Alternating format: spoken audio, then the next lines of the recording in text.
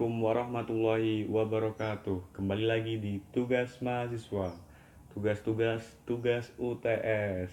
Nah, kali ini saya mendapatkan tugas ulangan tengah semester Ulumul Hadis tentang klarifikasi hadis dari aspek bentuk, aspek sumber, dan aspek meningkat tidaknya suatu hadis, yaitu pelajaran Ulumul Hadis.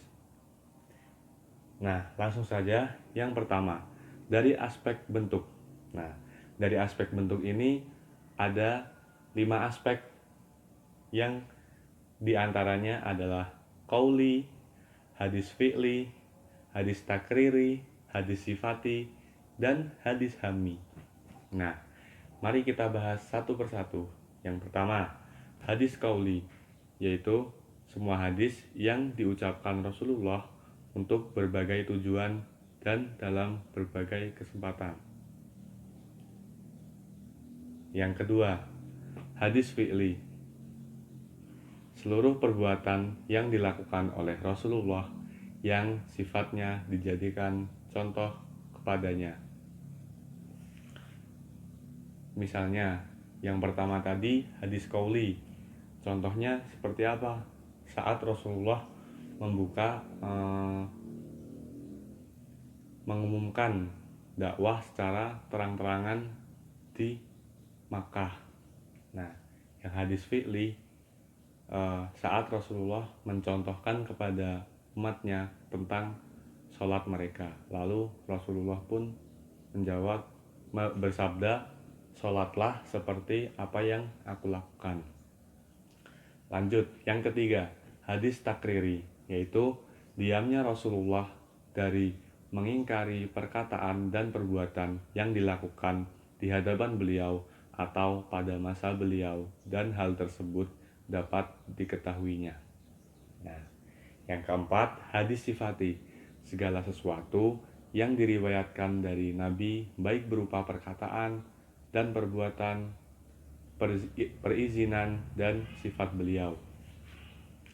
Dan yang terakhir ialah hadis hammi, sesuatu yang dikehendaki Nabi tetapi belum dikerjakan.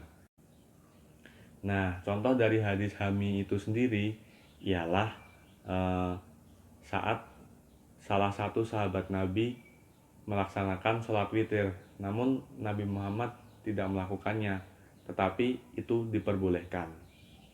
Oke, mari kita lanjut ke dari aspek sumber. Nah, dari aspek sumbernya, hadis dibagi menjadi 3, yaitu hadis marfu, hadis mauquf, dan hadis maktub. Apa itu hadis marfu? Hadis marfu ialah hadis yang penisbatannya pada Nabi Shallallahu Alaihi Wasallam. Hadis mauquf yaitu hadis yang penisbatannya pada sahabat Nabi. Nah, dan yang ketiga, hadis maktub yaitu hadis yang penisbatannya pada tabi'in atau orang-orang setelah Nabi dan para sahabat. Nah, dalam ketiga hal ini, pembagian suatu hadis menjadi marfu, maquf, atau maktub adalah dari sisi penisbatannya saja. Artinya, kepada siapa hadis itu dinisbatkan, matanya. Seperti itu. Misalkan, jika kepada Nabi, maka marfu.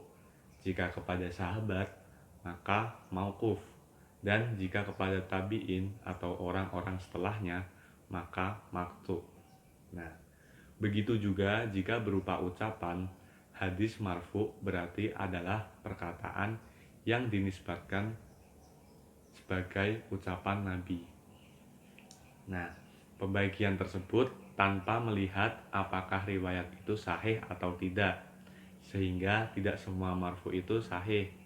Adapun marfu yang dhaif, begitupun mauquf dan maqdub.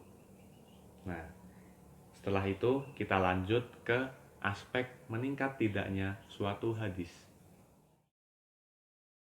Nah, dalam aspek meningkat atau tidaknya hadis ini ada 3, yaitu khususiyah, tasri'iyah, dan ghairu tasri'iyah.